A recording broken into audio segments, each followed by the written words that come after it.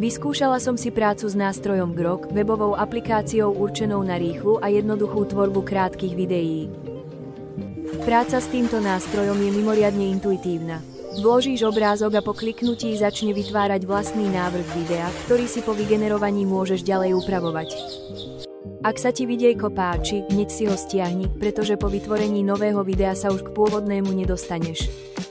Rovnako môžeš zadať krátky prompt v slovenčine a systém si ho automaticky doplní v angličtine. Následne vygeneruje obrázok, z ktorého si vytvoríš krátke video v zvolenom režime, napríklad normálny či funny efekt. 6-sekundové video do príspevku na Facebook pre zbierku školských pomôcok bolo trošku krátke, tak som použila funkciu reverse CapCut a video som otočila a predĺžila ho tak na 12 sekúnd. Po vložení reklamného letáku dokáže vytvoriť pohyblivý reklamný banner, využiteľný napríklad pri marketingových aktivitách alebo školských projektoch.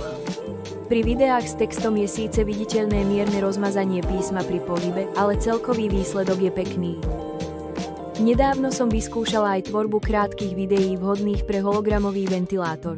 Grok dokáže po zadaní promptu vytvoriť video s čiernym pozadím, ktoré navodzuje dojem trojrozmerného objektu. Niekedy tento nástroj trošku preháňa.